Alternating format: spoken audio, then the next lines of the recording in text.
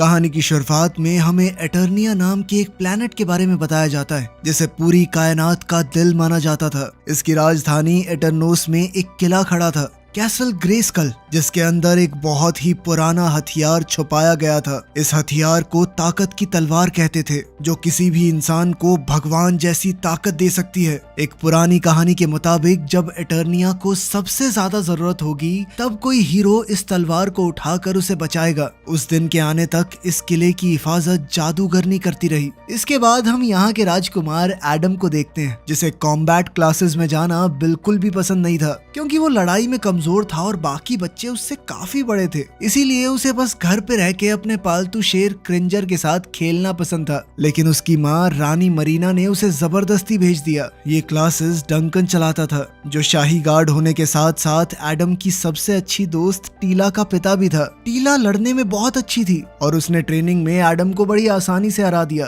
तभी राजा रैंडोर अपने बेटे को देखने आया और ये देखकर मायूस हो गया कि उसका बेटा इतना कमजोर है। उसने एडम को असली तलवारों से लड़ने पर मजबूर किया और फिर जोरदार वार करके उस बेचारे बच्चे को गिरा दिया। फिर रैंडोर ने एडम से ये बुलवाया कि इस दुनिया में कमजोरों के लिए कोई जगह नहीं होती। बाद में टीला ने एडम को समझाने की कोशिश की कि कोई बात नहीं, जैसे भी हैं पापा हैं तुम्हारे। पर तभी उनका ध्यान कैसल ग्रेस्कल की तरफ गया, जहां जादूगरनी चमक रही थी। अचानक आसमान में दुश्मन जहाजों का एक बड़ा झुंड आ गया। वो लोग शहर में धड़ाधड़ बम बरसाने लगे, तो डंकन ने फौरन अपनी आर्मी को उनसे लड़ने भेज दिया। जैसे ही दुश्मन महल के पास उतरे, शाही गार्ड्स में से कुछ खास सिपाही सामने आए, जिन्हें हीरोइक वॉरियर्स कहते थे। रैम मैन ने सीधा अपने जोरदार सर की टक्कर से हमला किया। मैकानेक ने अपनी गर्दन लंबी करके कई दुश्मनों को गिराया और फिर फिस्टो ने अपने लोहे के हाथों से धड़ाधड़ मुक्के बरसाए। पूरे शहर में जब हिंसा फैल गई तब डंकन ने टीला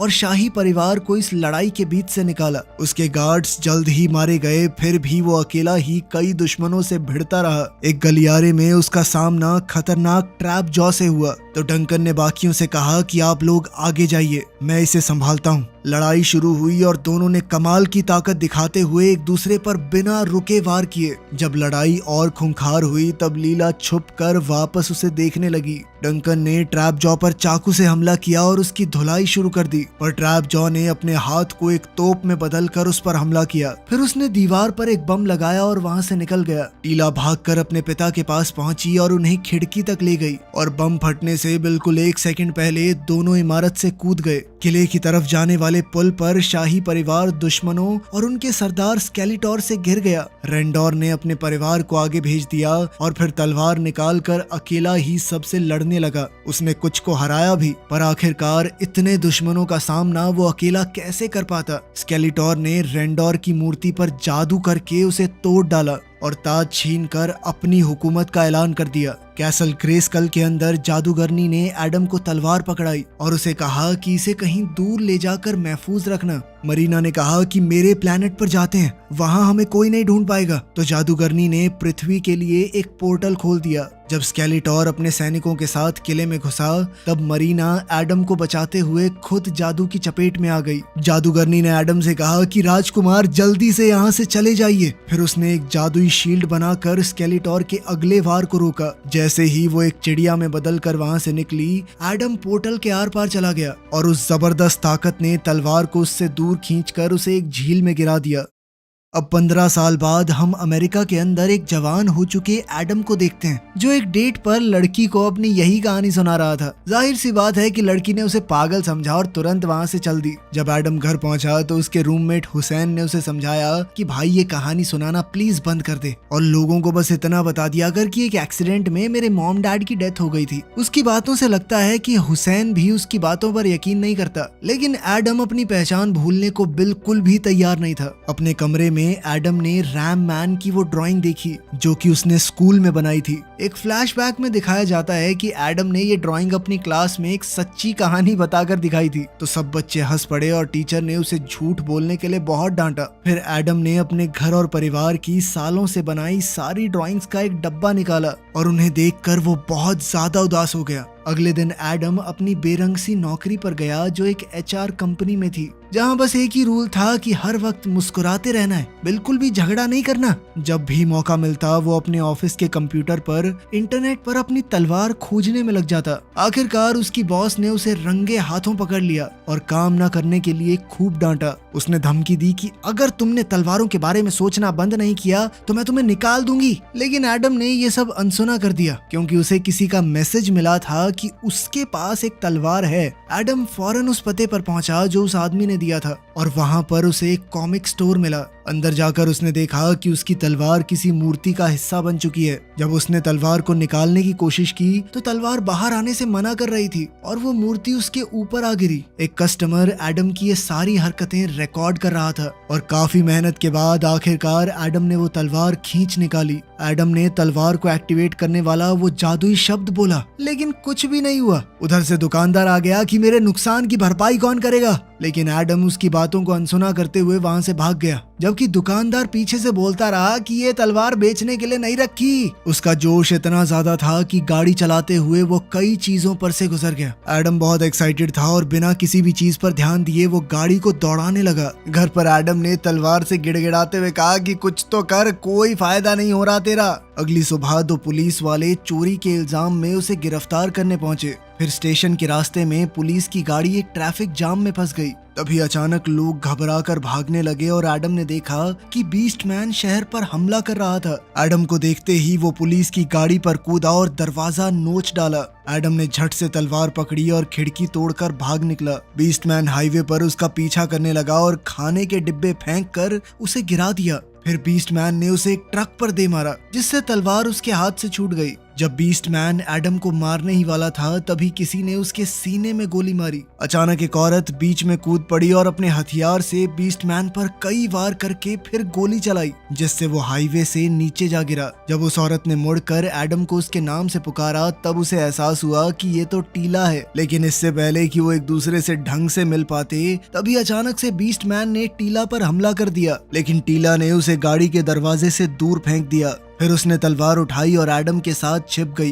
जबकि बीस्टमैन गाड़ियां धकेलते हुए उन्हें ढूंढता रहा। टीला ने बताया कि तलवार ने एक सिग्नल भेजा था, इसी वजह से वो और बीस्टमैन दोनों आखिरकार उस तक पहुंच पाए। दोनों भागने लगे और टीला तो आराम से हाईवे से कूद गई, पर एडम की छलांग इतनी अच्छी नहीं रही और वो लगभग ट्रैफिक की चपेट में आ ही गया। बीस्टमैन तेजी से उन तक पहुंचा, पर तभी एक ट्रक ने उसे कुचल दिया। टीला और एडम भागते रहे और आखिरकार एक पार्क में उन्हें उसका शिप मिला, जहां भीड़ हैरानी से उन्हें देखती रह गई। वो झट से अंदर चढ़े और बीस्टमैन के वहां पर आने से पहले ही दरवाजा बंद करने में कामयाब हो गए। जब उसने शिप पर लटकने की कोशिश की तब टीला ने पोर्टल चालू कर दिया और उस झटके ने बीस्टमैन को नीचे गिरा दिया। सफर के दौरान टीला ने एडम को बताया कि बहुत कुछ बदल चुका है और उसके माँ बाप के साथ क्या हुआ ये किसी को नहीं पता। जब वो वहाँ पहुँचे तो एडम ये देखकर टूट गया कि एटरनॉस अब सिर्फ एक खंडहर सा बन के रह गया है। उन्हें इस बात का जरा भी अंदाजा नहीं हुआ कि ट्राइक्लॉप्स उन्हें दूर से देख रहा था।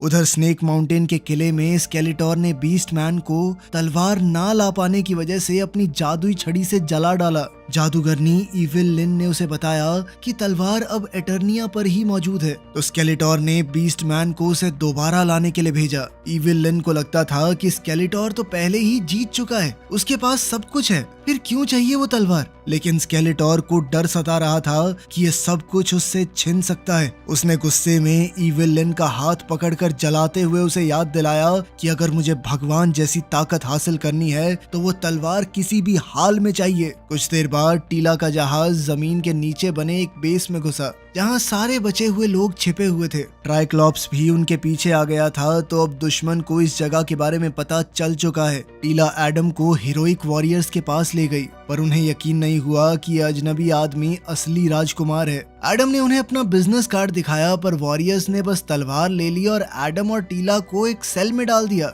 वहां उन्हें एक सोया हुआ शराबी और रोबोटो मिला, जो एक ऐसा रोबोट था जो 20 सिपाहियों के बराबर ताकतवर माना जाता था। तभी दुश्मन के जहाजों ने बेस पर हमला कर दिया। टीला ने चीखें सुनी और दरवाजा तोड़ने की खूब कोशिश की, पर वो नाकाम रही। एडम ने रोबोटो से मदद मांगी तो उसने बस चलते चलते ही आसानी से दरवाजा तोड़ दिया। निकलने से पहले टीला ने उस शराबी को जगाया, जो असल में डंकन था। जैसे ही उन्होंने उसे थोड़ा होश में लाने के लिए चेहरे पर पानी फेंका तो डंकन ने एडम के जूतों पर उल्टी कर दी। जब डंकन उनके साथ जाने से मना करने लगा तब रोबोटो उसे उठाकर बाहर ले गया। सब लोग मिलकर मार्केट के बीच से भागे, जबकि चारों तरफ धमाके हो रहे थे। तभी स्केलेटोर की भी एंट्री हो गई। जब रैम मैन गिरा तो उसने भागते हुए एडम को तलवार थमाई और वापस लड़ाई में कूद गया। टीम हर कोने पर गोलियों से बचते हुए आगे बढ़ी और आखिरकार एक गुफा तक पहुंची, जहां टीला तो एकदम स्टाइल में फिसलते हुए नीचे उतरी, लेकिन बाकी सब थोड़ा बेढंगे तरीके से। फिर वो कुछ डिब्बों के पीछे छुपे और उन्होंने देखा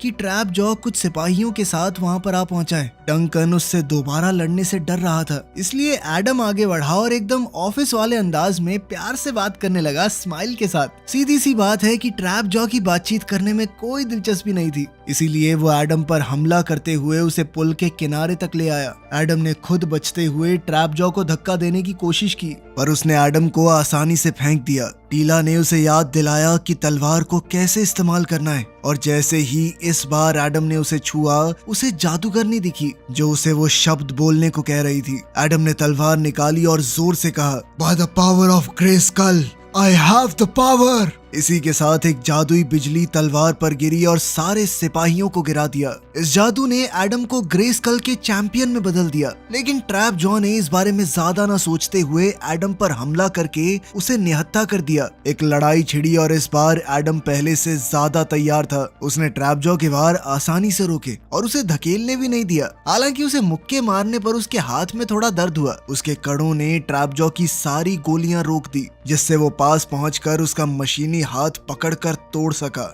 अब वो इसी हाथ से सारे सिपाहियों को मारने लगा। इसके बाद उसने तलवार वापस ली और टीला की शिप में भाग निकला, जबकि स्केलेटोर गुस्से से ये सब देखता रह गया। उसने अपने आदमियों की नाकामी पर उन्हें डांटा और हीरो के पीछे भेज दिया। जल्दी ही दुश्मन का बेड़ा टीला की शिप का पीछा करने लगा और उस पर कुछ लेजर दागे, जिससे शिप को बहुत नुकसान पहुंचा। टीला ने मौका देखते हुए जहाज को आसमान में ऊंचा उड़ाया, पर वो दोबारा टकरा गया और उसमें एक बड़ी तरेड़ पड़ गई। जब एक दुश्मन जहाज ने कॉकपिट पर सीधा हमला किया, तब टीला ने एडम को पीछे भेजा, जहां उसे एक एयर बाइक मिली। उसे वो चलानी नहीं आती थी तो थोड़ा टाइम तो लगा, लेकिन आखिर में उसने उड़ान भरकर दुश्मन को अपने पीछे लगा लिया। उसी वक्त टीला ने एक पंख से कॉकपिट पर हमला करने वाले सिपाही को मारकर हटा दिया। बदकिस्मती से दरार इतनी बड़ी थी कि शिप गिरने लगा। इसी बीच एडम की बाइक भी टकरा गई और उसका उस पर से कंट्रोल छूट गया। बाइक के उलटने पर उसने खुद को गिरने से बचाया और पेड़ को पकड़कर निकलने की कोशिश की, लेकिन बाइक उसे फिर भी घसीटती रही।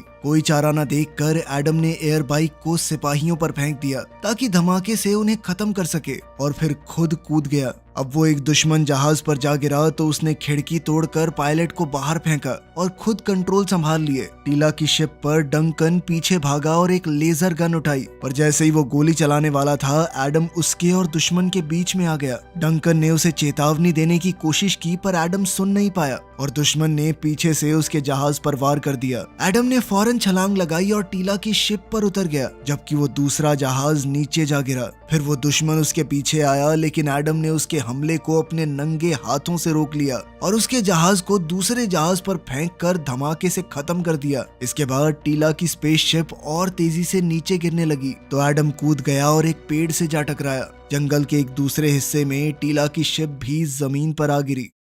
इसी दौरान स्केलेटोर ने बेस पर कब्जा कर लिया और धमकी दी कि अगर बचे हुए लोगों ने अपना मुंह नहीं खोला तो वो सबको मार देगा। शुरुआत में किसी ने मुंह नहीं खोला तो स्केलेटोर ने जादू से एक हमला करते हुए एटर्नियन योद्धा को मार डाला। जब वो दूसरे को मारने वाला था, तब फिस्टो ने बता दिया कि ग्रेस्कल का चैंपियन राजकुमार एडम ही है। फिर स्केलेटोर ने अपने आदमियों से कहकर बाकी सबको बंदी बना लिया। जंगल में टीला ने डंकन को शिप के पास ही रुकने को कहा और खुद एडम को ढूंढने चली गई। तभी डंकन को डैड्स लिखा हुआ एक डब्बा दिखा, जिसे खोलकर उसे अपना पुराना कवच मिला। उधर एडम की आंख खुली और उसे जादूगरनी की आवाज सुनाई दी, जो उसे इटर्निया पर फिर से अमन चैन कायम करने के लिए कह रही थी। उसकी तलवार पर एक चिड़िया बैठी थी, पर जैसे ही एडम ने उसे छूना चाहा तो वो उड़ गई। उसी पल टीला ने उसे ढूंढ लिया और वापस अपने जहाज तक ले गई, जहाँ डंकन अपनी दाढ़ी वाड़ी काट के बढ़िया कवच पहने खड़ा था, एकदम तैयार। टीला ने सोचा पापा ने शराबी वाली जिंदगी छोड़ दी।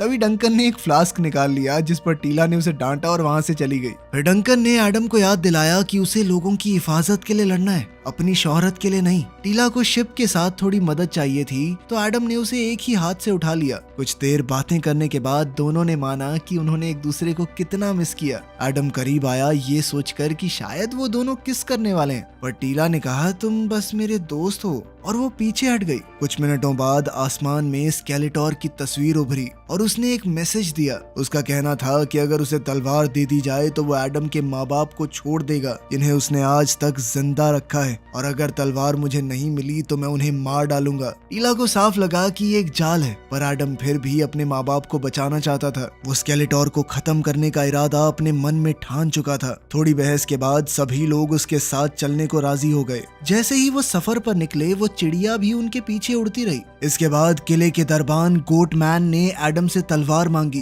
पर एडम ने कहा कि वो इसे सिर्फ स्केलेटोर को ही देगा। जिसके बाद इविल लिन ने गोटमैन से कहा कि एडम को हमारे सरदार तक ले जाओ, जबकि बाकी दल का ख्याल वो खुद रखेगी। जब एडम को स्केलेटोर मिला तो उसने पीछे से हमला करने की तैयारी की, पर तभी स्केलेटोर पीछे हटकर रेंडोर को सामने ले आया। उसने कहा कि मैं आखिरी बार बोल रहा हूँ, तलवार मुझे दे दो, लेकिन एडम ने इनकार कर दिया। इस पर स्केलेटोर ने अपने खास योद्धाओं को बुलाया। एडम बिना हिचकिचाए एक साथ उन सबसे लड़ने लगा और अपनी गजब की ताकत दिखाई। निहत्था होने पर उसने एक सिपाही को ही हथियार बनाकर बाकी सबको जमकर मारा। उनमें एक ऐसा राक्षसी सिपाही भी था जिसके बदन पर कांटे लगे थे। उसका इस्तेमाल भी एडम ने वार करने के लिए किया। जब आखिर में उसे अपनी तलवार वापस मिली तो दुश्मनों ने उसे तुरंत घेर लिया, पर एडम एक झटके की लहर के साथ उठा और सबको दूर धकेल दिया। लड़ाई चलती रही और एडम ने हर योद्धा को संभाला, चाहे उसकी ताकत कितनी भी अजीबोगरीब क्यों ना हो। रेंडोर ये सब कुछ देखता रहा और आखिरकार उसे अपने बेटे पर गर्व महसूस हुआ। इसके बाद गोटमैन ने मौका देखकर अपनी कुल्हाड़ी से एडम पर हमला किया और उसे लावा के ऊपर बने पुल पर घेर लिया, पर एडम ने उसके सींग तोड़कर ऐसा मुक्का मारा कि वो लावा में जा गिरा। जब सारे योद्धा गिर गए तब एडम स्केलेटोर पर हमला करने के लिए तैयार हुआ, पर इविल लिन ने अपने जादू से उसे जमा दिया। लेकिन जब स्केलेटोर कहने लगा कि इसके बाप रेंडोर को मार ही देता हूँ, तब एडम के गुस्से ने उस जादू को भी तोड़ दिया और उसने एक जबरदस्त वार किया। इस हमले से स्केलेटोर तो बच गया, पर वो सीधा दीवार पर जाकर लगा और गुफा तेजी से हिलने लगी, यहाँ तक कि छत रेंडोर के ऊपर आ गिरी। एडम जल्दी से सारा मलबा हटाने लगा और अपने पिता को ढूंढ निकाला, जिसने बचपन में उसके साथ अच्छे से न पेश आने पर माफी मांगी। फिर रेंडोर ने अपने बेटे की बाहों में आखिरी सांसें ली। जब एडम अपने पिता की मौत पर रो रहा था तभी स्केलेटोर ने अपनी छड़ी से उसे बेहोश कर दिया। जब एडम की आंख खुली तो वो फिर से अपने इंसानी रूप में बाकी एटर्नियंस के साथ एक सेल में था। मरीना भी वहीं पर थी, तो एडम ने अपनी माँ को गले लगाकर ये बुरी खबर सुनाई। उधर स्केलेटोर ने तलवार उठाकर सही शब्द बोले, पर कुछ भी नहीं हुआ। उसने गुस्से में इविल लिन की गर्दन पकड़ी और सफाई मांगी। क्यों नहीं कर रही है तलवार काम? तो उसने बताया कि तलवार का मालिक स्केलेटोर को बनाने के लिए वो एक खास रस्म कर सकती है। जिसके बाद स्केलेटोर और उसके आदमी फौरन कैसल ग्रेस्कल के लिए निकल पड़े। उधर सेल के अंदर डंकन और एडम अपनी नाकामी के गम में एक दूसरे के काफी करीब आ गए। एडम को याद आया कि डंकन उसे हमेशा हार ना मानने को कहता था, तो दोनों ने ठान लिया कि उन्हें लड़ते रहना होगा। तभी टीला ने एडम को एक सरप्राइज दिया। उसका शेर क्रिंजर भी वहीं मौजूद था। अब वो बोल सकता था और खुशी के मारे एडम को चाटने लगा। अपना हौसला बटोरते हुए एडम ने सबको ऐसी जोशीली बातें कही कि वो सब लड़ने को तैयार हो गए। फिर सबने मिलकर गेट को धकेला, जबकि रोबोटों ने उसके ऊपर की चट्टान पर गोली चलाई। ऐसा करते ही सब कुछ ढह गया। बाहर निकलते हुए एटर्नियंस को दुश्मनों का एक झुंड मिला, लेकिन एटरनॉस के योद्धाओं ने अपनी ताकत से सबको खत्म कर दिया। इसके बाद वॉरियर्स ने दुश्मन के जहाज चुराए और एटरनॉस लौटकर उन सारे सिपाहियों से लड़ने लगे जिन्होंने उनके प्यारे शहर पर कब्जा कर रखा था। एक खूंखार लड़ाई छिड़ गई और हीरोइक वॉरियर्स एक के बाद एक दुश्मनों को बिना रहम किए गिराते गए। अब एडम अपने साथियों के साथ कैसल ग्रेस्कल की तरफ बढ़ा। वहाँ डंकन ने टीला और एडम से कहा कि तुम लोग आगे बढ़ो, जबकि वो खुद पुल की हिफाजत करेगा। क्रिंजर थोड़ा डरा हुआ था, पर एडम ने कहा कि तू शेर है, शेर। जिसके बाद वो क्रिंजर की सवारी करते हुए आगे बढ़ा। किले के अंदर स्केलेटोर ने तलवार को उसकी असली जगह पर रखा। तभी हमारे हीरोज अंदर घुसे और क्रिंजर ने गार्ड्स को मार दिया। एडम ने मौका पाकर ऑल्टर पर छलांग लगाकर तलवार वापस ले ली, जबकि टीला ने इविल लिन पर हमला किया। इविल लिन ने अपने जादू से टीला को जमाने की कोशिश की, लेकिन फिर भी उसने वो जादू तोड़कर लड़ाई जारी रखी। बीस्ट मैन भी आ पहुंचा और उसने क्रिंजर पर अपना चाबुक चलाया, पर क्रिंजर ने उस पर अपने दांतों से हमला किया। पुल पर डंकन और रोबोटो हर करीब आने वाले पर गोली चलाते रहे, लेकिन दुश्मन के सिपाही तो रुकने का नाम ही नहीं ले रहे थे। तो आखिरकार दोनों ने एक मूर्ति पर गोली मारकर उसे पुल पर गिरा दिया, जिससे पूरा पुल तेजी से भरभरा उठा। बदकिस्मती से ट्रैप जॉ वहां पर एक जहाज में आ पहुंचा और उसने रोबोटो पर तब तक गोलियां चलाई जब तक वो फट नहीं गया। गुस्से में डंकन उस जहाज पर कूदा और खिड़की तोड़कर ट्रैप जॉ पर टूट पड़ा। उसने उसकी जमकर पिटाई की और उसके मुंह में एक ग्रेनेड डालकर बाहर कूद गया। इसके बाद वो जहाज एक बड़े धमाके के साथ नीचे गिर गया। डंकन दौड़कर रोबोटो को देखने गया और उसे राहत मिली कि उसका सर अब भी काम कर रहा था। किले के अंदर एडम अपना रूप नहीं बदल पा रहा था, क्योंकि वो स्केलेटोर के वार रोकने में ही उलझा रहा। तलवार पर इतने जादुई वार पड़े कि वो टुकड़ों में बिखर गई। इसके बाद अब स्केलेटोर उस तलवार का मजाक उड़ाने लगा। मुझे तो लगा था ये सबसे ताकतवर तलवार है, ये मेरी ताकत के सामने कुछ भी नहीं। फिर स्केलेटोर ने उसका सिर पकड़कर उसे तब तक जलाया जब तक उसे अजीबोगरीब चीजें ना दिखने लगे।